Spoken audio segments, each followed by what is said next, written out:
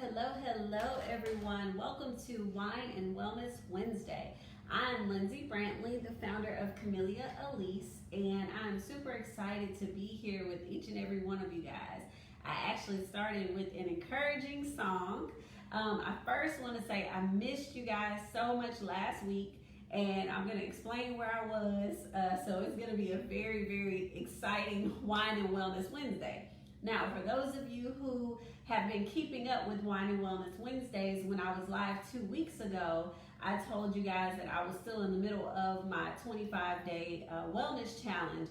And boy, am I being tested, okay? So I wish right now that I had a glass of wine in front of me, but I do not. So what I am opening today is Welch's Sparkling Rosé, non-alcoholic, y'all. So for those of you who can drink, please drink for me. But first, I'm gonna toast to you guys like I do every week with my non-alcoholic rosé.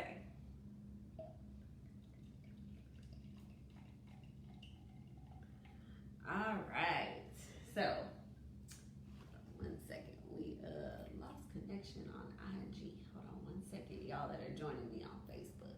There we go. All right, IG is back.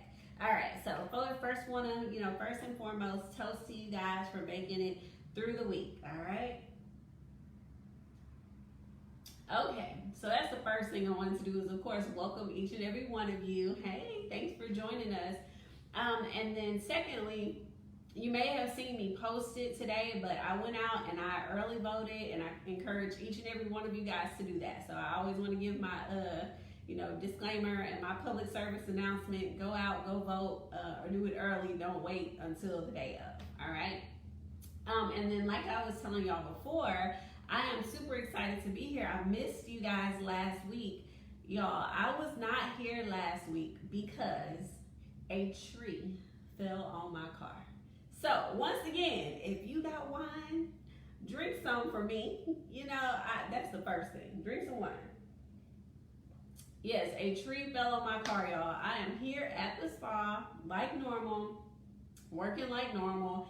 And my assistant went outside to recycle some boxes, and she goes, "Did you know that tree fell on your car?" What? No, I did not know the tree fell on my car. I did not hear the tree fall on my car. What? So yeah, we go outside and the tree fell. Now let me just say that it could have been worse, right? It could have fallen directly on my car and completely crushed it. It didn't. It fell like right on the side of my car, so it scratched the car up, and it fell to where it was blocking my car from being able to move. So I literally had to call 2 or 3 guys that I knew to come pull this tree away from my car, y'all, so that I could just move my car. So last week, when I say that I had a good excuse for missing Wine and Wellness Wednesday, I had a good freaking excuse. So that brings us to this week's topic. Self-care, yes. And someone said, thank God you weren't in it. Yes, definitely. So this week's topic is self-care when disaster strikes, okay? So this week has been a challenge. Like I said, I feel like, okay, God, are you testing me because I can't drink my wine and everything crazy is happening? But like I said, the car is okay. We got to get all of the body work done. But hey, I wasn't in the car and it wasn't completely totaled, so I cannot complain about that. But also this week we found out that my mother is going to be having some major surgery in the next 2 weeks as well. So I really wanted to talk to you guys. I come on here every week and we talk about self-care and we talk about skincare. And I just wanted to have a very transparent moment and let you guys know that, things do get hard. I know that I'm always smiling and I always smile my way through things. That's why I feel like I continue to be blessed. And I just want to share with you guys some tips for taking care of yourself when disaster strikes. Part of my self-care was last week taking a break and knowing when it was time to just say, you know what, I gotta rest. I'm not gonna go live. But also when disaster strikes, there are a couple of other things that I wanted to pass on to you guys as tips for taking care of yourself. Right now, of course, we got COVID. We have, things going on with a lot of sick family members, sick ourselves, taking care of everyone else. But we have to make sure that we do take a couple of steps back and take care of ourselves, especially when things get hard. And regardless whether it's something that happened to you or happened to somebody else, there are always things going on around us, right? So I wanted to give you guys a couple tips, and I looked up a couple of really good articles on, self-care when disaster strikes, self-care when you're depressed, self-care when, you're dealing with a lot of problems. So here are some of the tips. There's always going to be 3 aspects to self-care when disaster strikes, and they're going to be physical, thoughts, and emotions, right? So I'm going to give you tips for all of them, self-care strategies when things are happening, right? Okay, so when you're in the middle of disaster striking, physical is going to be first. So the first thing I'm always going to tell you guys to do is just take a few seconds to stop and breathe, okay? Whenever anything bad is happening, you got to take a couple seconds to stop and breathe and try to get your emotions together, get your heart rate back down. Just take a couple deep breaths and then start attacking those issues little by little, one by one. So the first thing is going to be to breathe. The second thing is, even though it can be extremely hard when you're going through things, is going to be to try to sleep. You got to get rest, because no matter how bad the problem is, if you are not sleeping, your brain is not going to be able to function at its normal rate. It's not going to be able to problem solve. It's not going to be able to emotionally process. So you've got to try to get sleep. That's the next thing. Eating balanced meals at challenging times are important as well. And balancing those meals, trying not to drink a bunch of alcohol and avoiding alcohol and drugs, because that shouldn't be your self-care mechanism. You shouldn't be trying to lean on those things. You kind of have to take a little bit of time to build up your body in the times when your mind is stressed. So and then also exercise. Exercise is always going to be a mechanism that helps us to reduce stress. So right now, I am definitely taking advantage of my walks, y'all. I call them mental wellness walks. Even if you're just doing 20 minutes, and sometimes it'll be a stressful day just with like kids, husband, work, whatever. Sometimes I'm like, you know what? I'm gonna leave y'all here and I'm gonna go walk just for a little bit. Y'all just leave me alone, let me go walk, or leave me alone, let me take a little nap and try to reset myself, okay? So those are the physical things. The self-care tips, and like I said, I found these on some medical articles, so I'm kind of reading a couple things that I felt like were really good and resonated with me. Self-care tips for thoughts.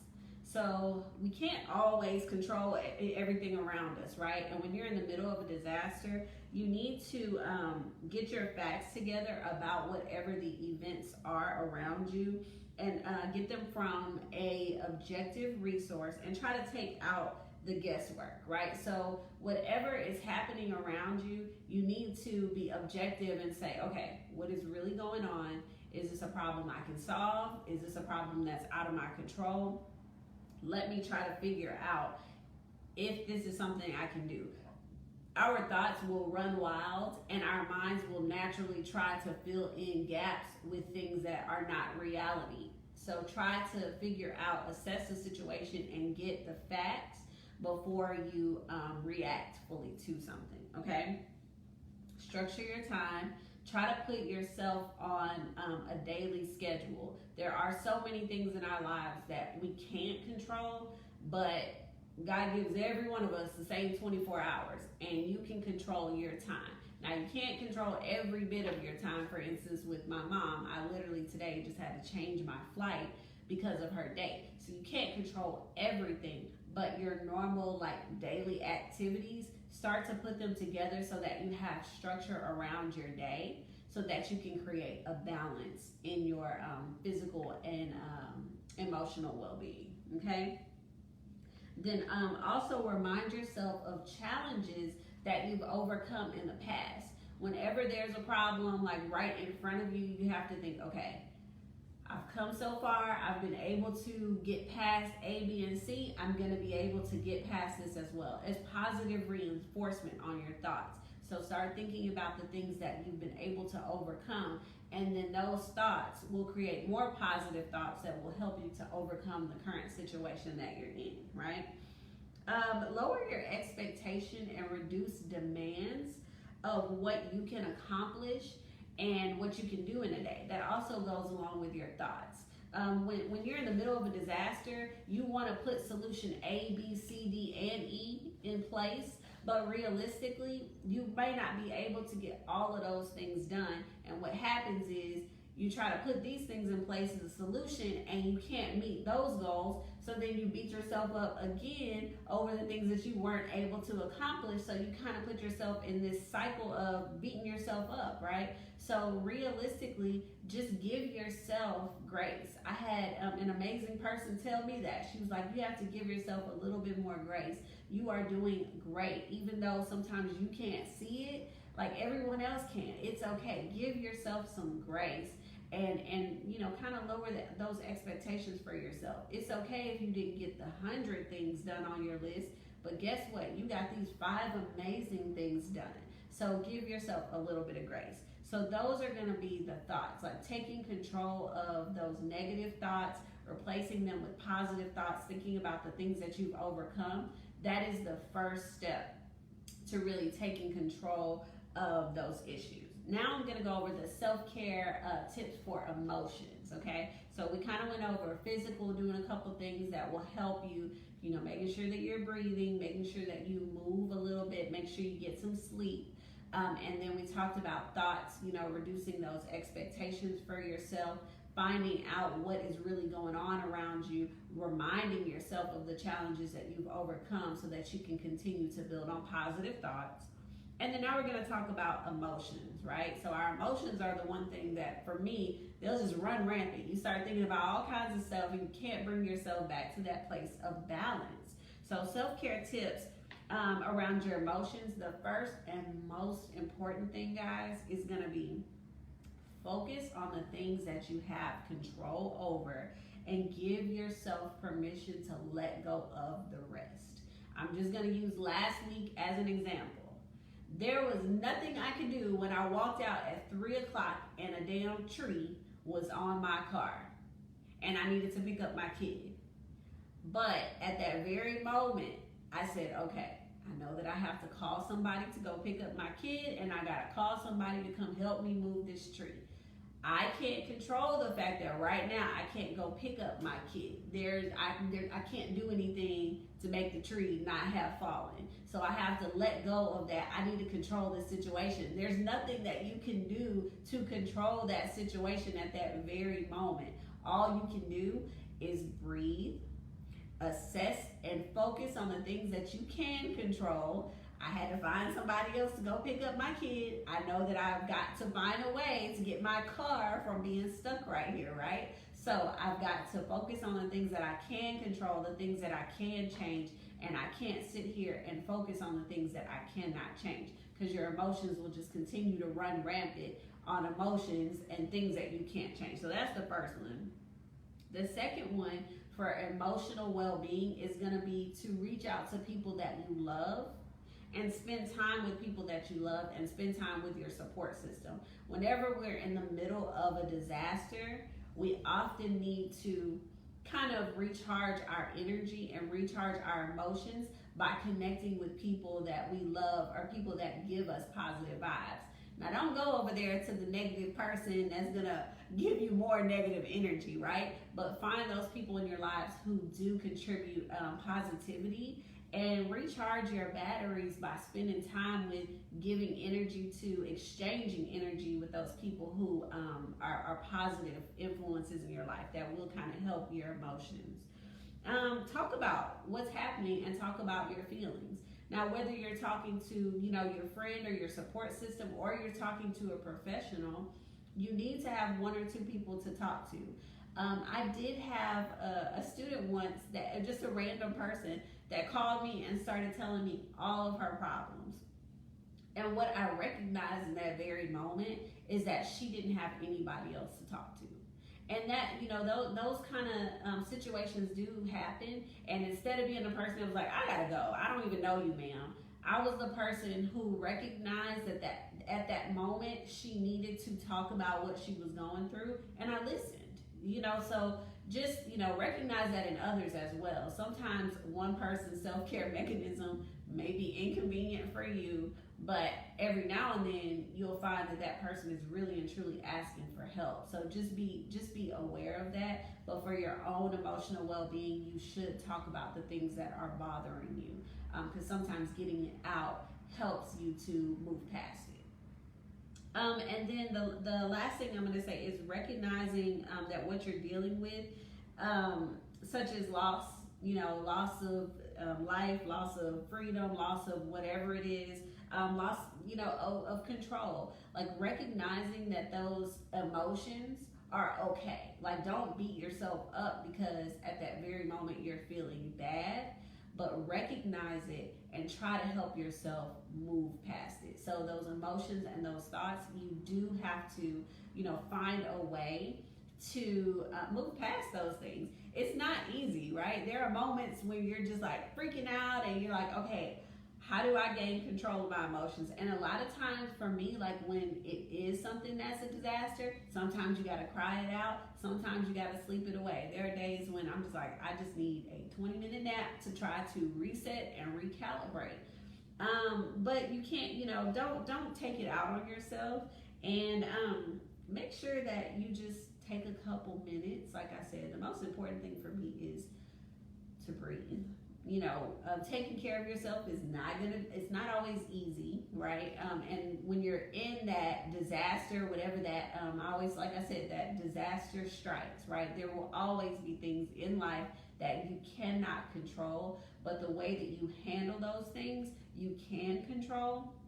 So you need to put a couple of small self-care tips in place that are going to help you and those around you.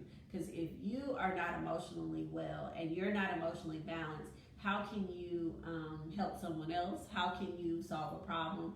You can't, because you get lost in those emotions, those negative thoughts. So it was really important for me to kind of share that with you guys, because realistically, we're all going through things, and everybody takes disaster or takes bad situations differently. But there are small things that each and every one of us can do to help ourselves and to help our well-being. So I really and truly hope that those tips helped you guys. You found value in them, and y'all continue to pray for me, and I will do the same for you, because we all need just a little bit of help along the way.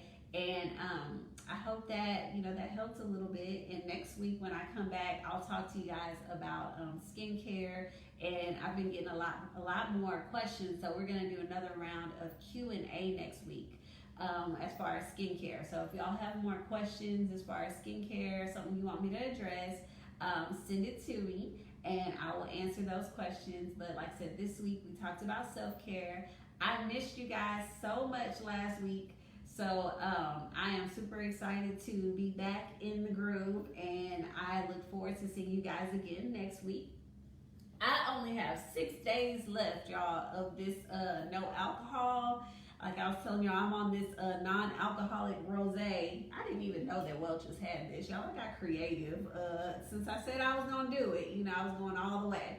So yes, this is a non-alcoholic Welch's rosé. So if y'all can drink for me. And next week I will be back with a bottle of wine to enjoy wine and wellness with you guys. So I hope that you enjoyed this. I hope that you guys got some value out of it, and I will see you next week.